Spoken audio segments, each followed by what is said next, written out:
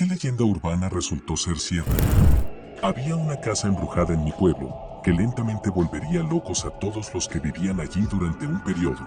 Resultó que había un tanque de agua demasiado grande en el jardín con una planta datura oculta creciendo encima, que arrojaba flores sobre el tanque. Las personas que vivían allí estaban recibiendo microdosis de un delirante. Vivo en Lima, Perú y escuchaba a la gente hablar sobre un payaso que aparece alrededor de las 3 de la mañana en una intersección. Efectivamente, algunas noches a las 3 de la mañana hay un payaso en la intersección que hace malabarismos con pelotas y te regala globos. No preguntes más. Ya en el instituto un profesor de inglés nos contó una historia de su infancia. Su madre estaba horneando, pero se quedó sin harina y se fue a la casa de un vecino a buscar más. Mi maestro, que era joven en ese momento, estaba en su sala de estar cuando vio a un hombre vestido de verde mirándolo desde afuera. El hombre intenta que mi maestro salga, pero no lo hace y comienza a abrir la puerta. Mi maestro se asustó y corrió hacia su madre, que casualmente estaba caminando de regreso a la casa en ese momento. El hombre se había escapado y esa fue la última vez que mi maestra lo vio hasta que fue mayor y su hijo empezó a hablar del hombre de verde. Esta era una historia espeluznante que no sabía qué hacer, hasta que descubrió que un hombre que trabajaba para una empresa de paisajismo, su uniforme es verde, estaba siendo buscado por raptar personas y había estado suelto durante años.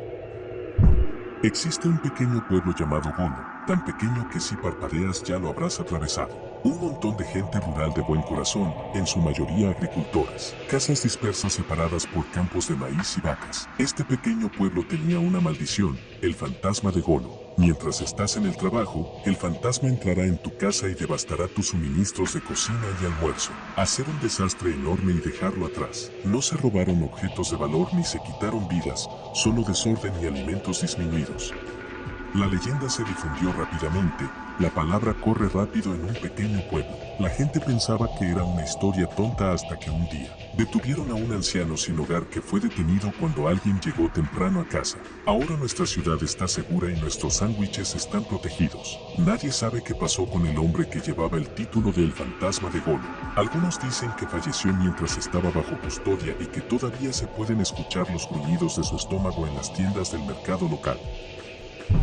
Teníamos una pareja mayor que venía a la tienda en la que trabajaba cuando tenía 15 años. Claramente tenían problemas de desarrollo y salud mental, y el rumor era que eran hermanos y las dos adolescentes que los acompañaban eran sus hijas. Aproximadamente 5 años después, descubrí que alguien había llamado al Estado sobre ellos y resulta, por lo que recuerdo, que es cierto en gran medida. Los padres aparentemente eran resultado de relaciones entre la propia familia, y continuaron la tradición familiar, por así decirlo. Creo que el Estado se llevó a sus hijas y las puso bajo custodia estatal, porque no podían cuidar de sí mismas, y no recuerdo qué pasó con los padres.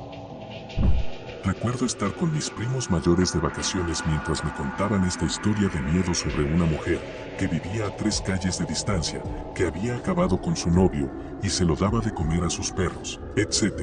Algo muy espeluznante en ese momento, casi me volví vegetariano, pero pensé que estaban tratando de asustarme. De todos modos, recientemente se confirmó que no se trata de una leyenda urbana, sino de un chisme macabro sobre un crimen que ocurrió hace unos años. Catherine Henar atacó a su novio 37 veces con un objeto filoso, acabó con su vida y lo preparó como comida para sus niños. Fui a una universidad que solía ser un campo de prisioneros de guerra y un hospital militar antes de que la universidad comprara toda la propiedad por $1 en la década de 1960. Hubo un rumor de que túneles subterráneos y todo tipo de cosas quedaron abandonadas en las secciones abandonadas de la universidad. Efectivamente, era verdad. Encontramos una trampilla de túnel debajo de la alfombra en nuestro dormitorio, 2 trampillas en el primer piso. El dormitorio más alejado del primer piso de cada edificio.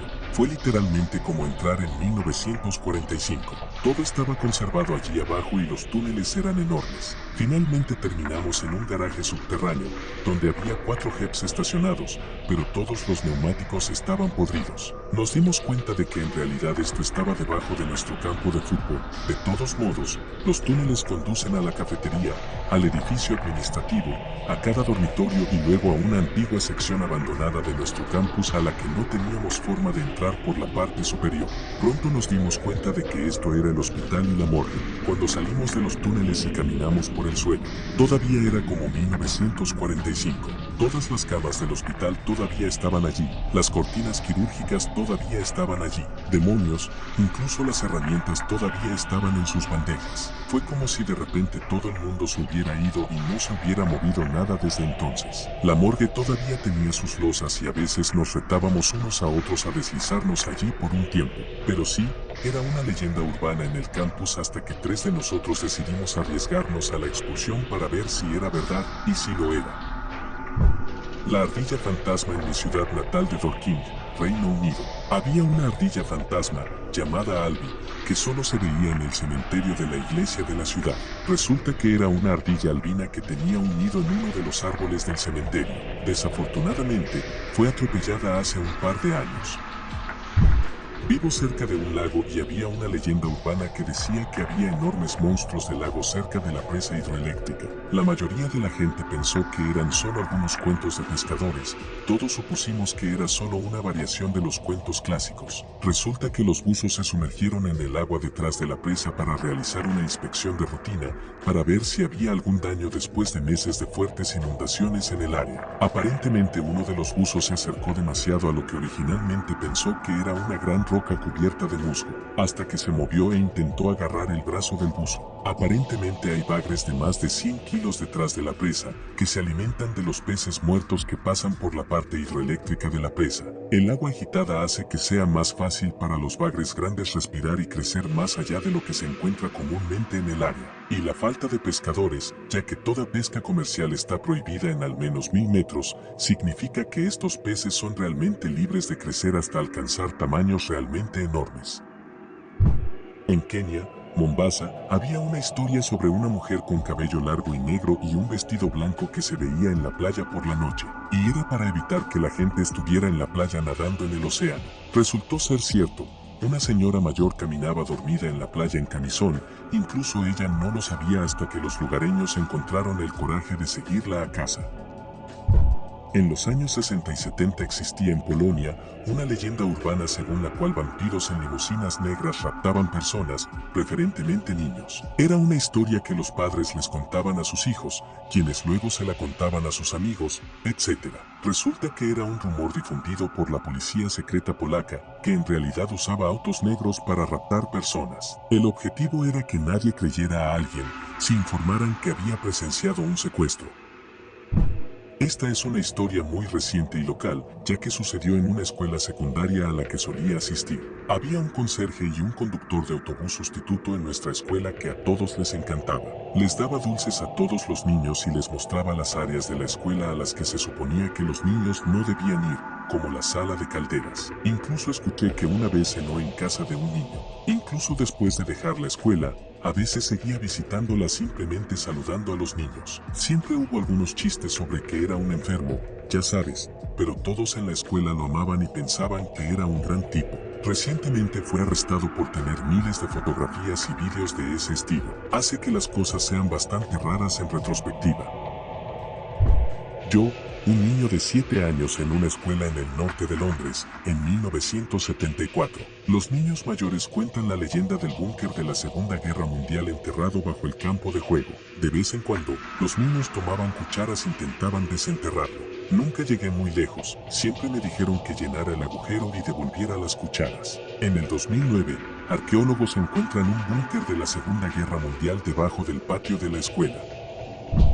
Cuando tenía unos 12 años, un amigo y yo estábamos jugando en un bosque conocido por ser espeluznante. Mientras construíamos un fuerte, un hombre extraño se acercó sigilosamente detrás de nosotros y nos gritó que saliéramos de su tierra y nunca volviéramos. Realmente nos sorprendió, porque sabíamos que el terreno era un área pública y nunca antes había sido amenazado por un adulto.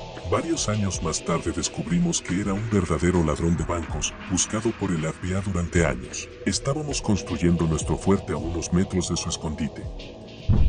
Fue solo una leyenda durante una semana, pero un niño desapareció en la misma propiedad en la que vivíamos y todos pensaron que su hermano tenía algo que ver con eso, pero la policía dijo que no, que fue raptado por alguien más. Resultó que el hermano había acabado con su propio hermano y lo había escondido en nuestro patio trasero. En mi ciudad natal había una leyenda local sobre un hombre al que a veces se le veía teniendo cositas con los árboles. Pensé que debía ser una tontería, pero una noche un amigo y yo estábamos paseando a su perro por un sendero estrecho bordeado de árboles, escuchamos un gruñido entre la maleza, y allí estaba él. Llevaba un abrigo largo que había envuelto un pobre árbol inocente y tenía los pantalones hasta los tobillos mientras terminaba su trabajo.